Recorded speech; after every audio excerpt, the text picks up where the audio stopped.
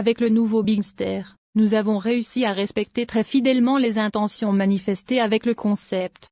Le Bigster exprime au plus haut point toutes les valeurs de Dacia, dont il est désormais le vaisseau amiral, explique David Durand, le directeur design de Dacia. On pourrait résumer le Bigster à un Duster XL. Style similaire avec certaines pièces communes, comme le capot, les phares, avant et les portes avant, mais bien sûr nombre de spécificités. C'est surtout à l'arrière qu'il change plus profondément, avec un empattement allongé de 4 cm, 2,66 à 2,70 mètres, et surtout un porte-à-faux arrière très étiré, puisque la longueur totale progresse de 23 cm, 4,57 mètres au total. Inévitablement, le Bigster sera moins facile à garer en ville qu'un Duster. Partageant la plateforme CMB du Duster, la largeur ne change pas, 1,81 mètres.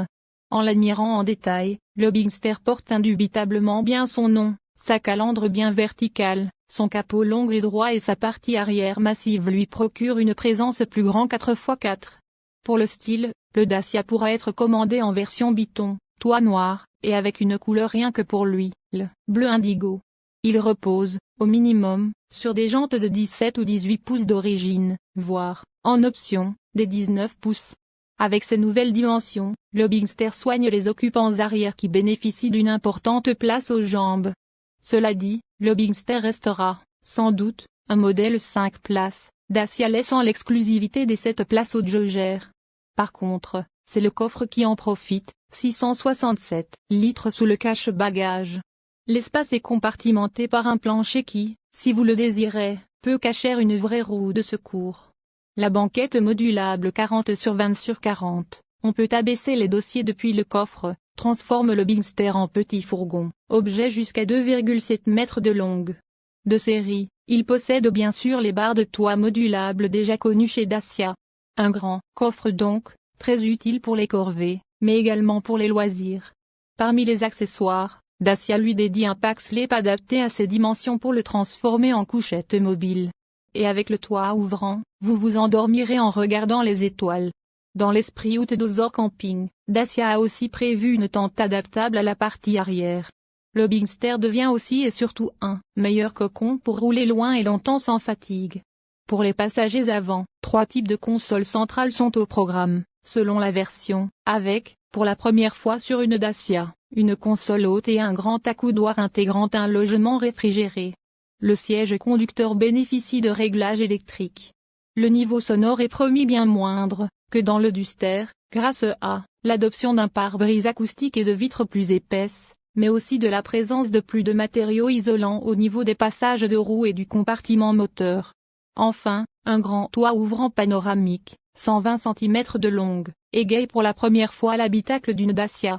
Modèle amiral de la gamme, le Bigster devait justifier sa légitimité dans le segment séant, adoptant un attirail technologique digne de ses objectifs.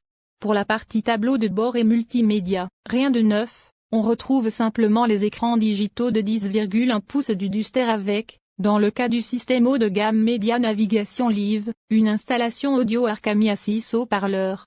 Par contre, le Bigster a droit à un régulateur de vitesse adaptatif, le Duster se contente d'un simple cruise control. Pour le confort, le Dacia XL profite d'une climatisation bizone, monozone dans toutes les autres Dacia. Dans un registre plus pratique, il reçoit aussi un néon motorisé, mais selon l'esprit Dacia, c'est-à-dire sans le système d'ouverture par balayage du pied sous le bouclier arrière. Cela dit, il reste 3 façons de déclencher l'ouverture, bouton au tableau de bord, bouton à la clé, ou directement à la poignée de coffre. Là où le Bigster surprend vraiment, c'est sous le capot avec de grosses évolutions des moteurs, à commencer par un tout nouveau hybride 155, une unité qui se répandra vite dans les gammes Dacia Renault. La technologie auto-rechargeable est la même que ce que l'on connaît déjà avec l'hybride 140 des Duster et Jogger, mais ici le bloc thermique passe à 1,8 litres, 107 chevaux. Il est associé à 2 moteurs électriques, un moteur de 50 chevaux et un démarreur générateur haute tension, une batterie de 1,4 kWh, 230 volts, et une boîte de vitesse automatique électrifiée, 4 rapports dédiés au bloc thermique, 2 autres alloués à l'électrique. Par rapport au Duster hybride, c'est 15 chevaux et 20 Nm de plus, et surtout 250 kg tractables supplémentaires, soit environ 1 tonne. Grâce à ce moteur, Dacia annonce un 0 à 100 km/h en 9,7 secondes et 4,9 litres au 100 km de moyenne WLTP. Le freinage récupératif, associé à la haute capacité de récupération d'énergie de la batterie et au rendement de la boîte automatique, offre jusqu'à 80% du temps de roulage en ville en tout électrique. Par ailleurs, le démarrage se fait systématiquement en mode 100% électrique. Pour définir le prix du Bigster, les patrons de Dacia ont bien observé le marché, comme nous l'explique Xavier Martinet, directeur marketing de la marque. Les SUV de nos concurrents ont vu leur prix augmenter de 20 à 30% ces dernières années. Nous voulions nous y lancer avec un véhicule au juste prix, c'est-à-dire au moins 20% plus accessible que le plus proche des concurrents serait judicieux. Ce faisant, la marque annonce moins de 25 000 € pour l'essence, et moins de 30 000 € pour l'hybride, en entrée de gamme. À version et moteurs équivalents, cela signifie 3 000 € de plus qu'un Duster. 4 niveaux d'équipement sont prévus, Bigster Essential, Expression, Extrême, Journée. En version extrême, le nouveau Bigster reçoit des barres de toit modulables. Disposées longitudinalement en position standard, elles peuvent se transformer en barres transversales. Les autres Bigster sont équipés en série de barres de toit longitudinales fixes. Pour la première fois chez Dacia, un toit ouvrant panoramique est présent dans l'habitacle.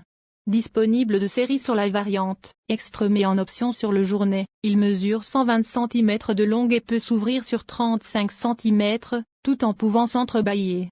Le SUV dispose aussi d'accessoires Dacia e-Nature comme le pack sleep comprenant un lit 2 places, 190 cm de long et jusqu'à 130 cm de large, une tablette, un espace de stockage, une galerie de toit fixable sur les barres de toit, et une tente. Plus des accessoires inédits comme un accoudoir nomade, un organisateur, transformant le dossier du siège avant en rangement pour le passager arrière, ou un cargo box offrant un volume de chargement complémentaire. Le nouveau Bigster s'avère être le compagnon idéal des aventures en pleine nature grâce à sa motricité 4x4 terrain control, disponible avec 5 modes de conduite, auto, snow, mud sans, off-road et éco. Un contrôle de la vitesse en descente est également monté de série sur le Bigster Extreme. Ce système agit notamment sur les freins pour éviter l'emballement du véhicule en descente et assurer une allure adaptée de 0 à 30 km/h. L'ensemble du contour de sa carrosserie reçoit des éléments de protection robustes et durables. Matériaux issus du recyclage et non peints, le starcle des arches de roue, des protections latérales et de certaines parties des boucliers résistent aux petites blessures fréquentes en dehors des axes.